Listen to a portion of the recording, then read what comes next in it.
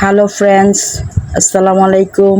আজকে আপনাদের সামনে নতুন একটা রেসিপি নিয়ে আসলাম, আর সেটা হলো ব্রয়লার মুরগি রান্না করার একটা রেসিপি। ব্রয়লার মুরগি অনেকেই খেতে চায় না, ব্রয়লার মুরগি থেকে গন্ধ আসে, কিন্তু আমার এই রেসিপি যদি আপনারা ফলো করেন তাহলে আশা করি আপনারা ব্রয়লার মুরগির ফ্যান হয়ে যাবেন।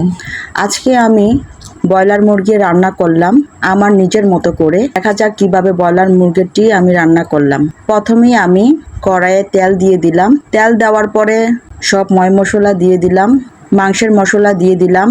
তারপর ভালো মতো নাড়াচাড়া করে কষিয়ে পরিমাণ মতো পানি দিয়ে দিলাম। টেস্ট বাড়ানোর জন্য লেবু চিপে দিয়ে দিলাম, সাথে টাটকা টমেটো কুচি কেটে দিলাম, যেন ব্রয়লার মুরগির স্বাদটা দ্বিগুণ হয়ে যায় এবং খেতে খুব সুস্বাদু হয়। অনেকে সস ব্যবহার করে থাকেন, সসটা ব্যবহার না করলেই ভালো। সতেজ টাটকা টমেটো দিয়ে দিলে ফ্লেভারটা সুন্দর আসে। সাথে দুধ দিয়ে দিলাম। তারপর ভালো করে নেড়ে মাংসটা কষিয়ে নেব। কিছুক্ষণ কষিয়ে নেওয়ার পরে সাথে কিছু কাঁচামরিচ দিয়ে দিব, যেন কাঁচামরিচের গন্ধটা খুব সুন্দর হয়। তারপর ভালো করে নেড়ে চেড়ে কেটে রাখা মাংসের পিসগুলো এক এক করে দিয়ে দিব। সব কিছু মিলিয়ে এই হয়ে গেল আমার ব্রয়লার মুরগি রান্না। এভাবে আপনারা একবার ট্রাই করে দেখতে পারেন, আশা করি আপনাদের ভালো লাগবে।